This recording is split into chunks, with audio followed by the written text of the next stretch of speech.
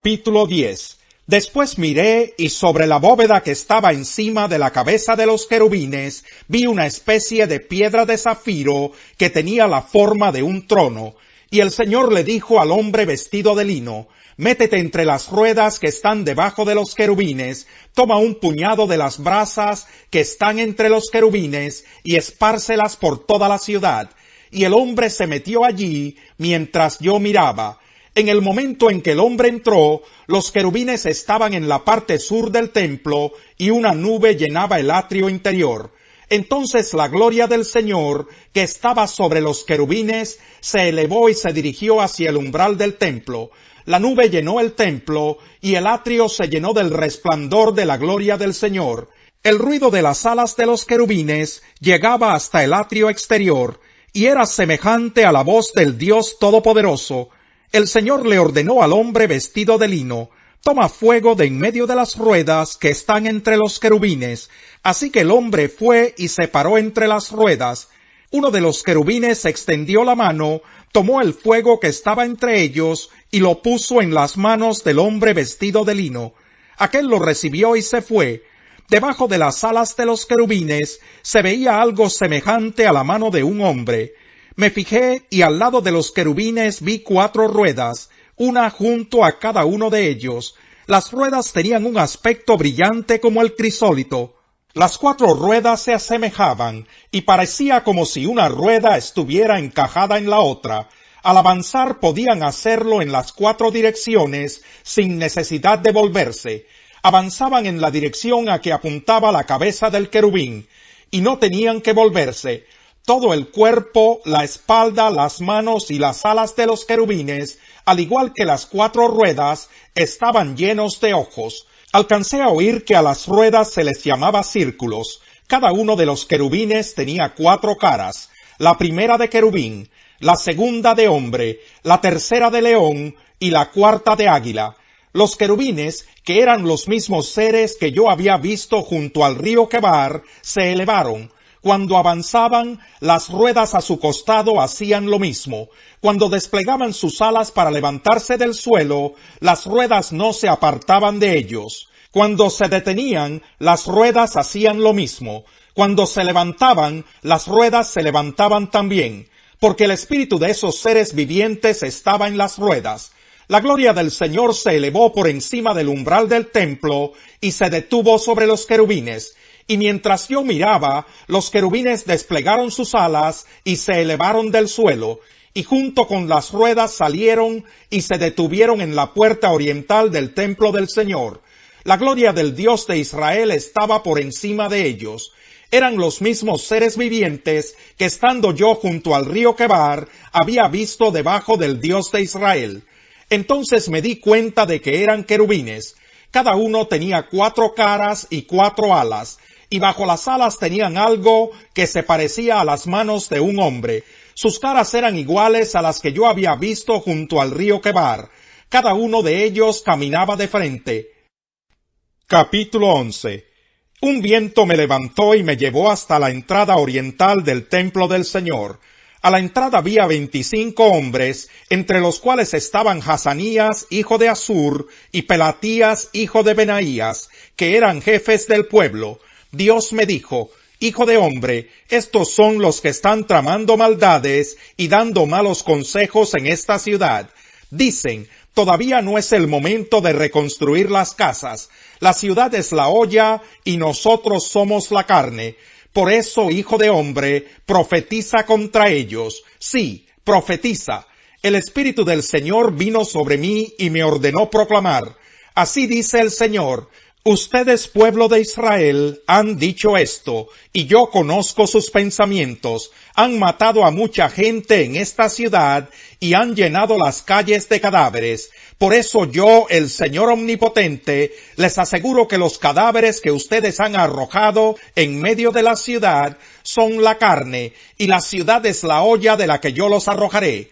¿Temen la guerra? Pues bien, yo, el Señor Omnipotente, declaro que enviaré guerra contra ustedes. Los echaré de la ciudad, los entregaré en manos de extranjeros y los castigaré con justicia. Morirán a filo de espada. Yo los juzgaré en las mismas fronteras de Israel, y así sabrán que yo soy el Señor. La ciudad no les servirá de olla, ni serán ustedes la carne dentro de ella. Yo los juzgaré en la frontera misma de Israel. Entonces sabrán que yo soy el Señor. No han seguido mis decretos ni han cumplido con mis leyes, sino que han adoptado las costumbres de las naciones que los rodean. Mientras yo profetizaba, Pelatías, hijo de Benaías, cayó muerto. Entonces caí rostro en tierra y clamé a gritos: ¡Ay, Señor, mi Dios! ¿Vas a exterminar al resto de Israel? El Señor me dirigió la palabra: Hijo de hombre, esto es lo que dicen los habitantes de Jerusalén en cuanto a tus hermanos, tus parientes y todo el pueblo de Israel. Ellos se han alejado del Señor, y por eso se nos ha dado esta tierra en posesión. Por tanto, adviérteles que así dice el Señor Omnipotente: aunque los desterré a naciones lejanas y los dispersé por países extraños, por un tiempo les he servido de santuario en las tierras a donde han ido. Adviérteles también que así dice el Señor Omnipotente: yo los reuniré de entre las naciones, los juntaré de los países donde han estado dispersos, y les daré la tierra de Israel. Ellos volverán a su tierra y echarán de allí a los ídolos detestables y pondrán fin a las prácticas repugnantes. Yo les daré un corazón íntegro y pondré en ellos un espíritu renovado. Les arrancaré el corazón de piedra que ahora tienen y pondré en ellos un corazón de carne, para que cumplan mis decretos y pongan en práctica mis leyes. Entonces ellos serán mi pueblo y yo seré su Dios. Pero los que van tras esos ídolos detestables y siguen prácticas repugnantes, yo les pediré cuentas de su conducta. Lo afirma el Señor Omnipotente. Los querubines desplegaron sus alas, las ruedas estaban junto a ellos, y la gloria del Dios de Israel estaba por encima de ellos. La gloria del Señor se elevó de en medio de la ciudad, y se detuvo sobre el cerro que está al oriente de Jerusalén. En una visión un viento me levantó, y me trasladó hasta donde estaban los exiliados en Babilonia, y la visión desapareció. Entonces les comuniqué a los exiliados lo que el Señor me había revelado. Capítulo 6. Por eso, dejando a un lado las enseñanzas elementales acerca de Cristo, avancemos hacia la madurez. No volvamos a poner los fundamentos, tales como el arrepentimiento de las obras que conducen a la muerte, la fe en Dios, la instrucción sobre bautismos, la imposición de manos, la resurrección de los muertos y el juicio eterno. Así procederemos si Dios lo permite. Es imposible que renueven su arrepentimiento aquellos que han sido una vez iluminados, que han saboreado el don celestial, que han tenido parte en el Espíritu Santo y que han experimentado la buena palabra de Dios y los poderes del mundo venidero, y después de todo esto se han apartado. Es imposible porque así vuelven a crucificar, para su propio mal, al Hijo de Dios, y lo exponen a la vergüenza pública. Cuando la tierra bebe la lluvia que con frecuencia cae sobre ella, y produce una buena cosecha para los que la cultivan, recibe bendición de Dios. En cambio, cuando produce espinos y cardos, no vale nada, está a punto de ser maldecida y acabará por ser quemada. En cuanto a ustedes, queridos hermanos, aunque nos expresamos así, estamos seguros de que les espera lo mejor, es decir, lo que atañe a la salvación, porque Dios no es injusto como para olvidarse de las obras y del amor que para su gloria ustedes han mostrado sirviendo a los santos, como lo siguen haciendo. Deseamos, sin embargo, que cada uno de ustedes siga mostrando ese mismo empeño hasta la realización final y completa de su esperanza.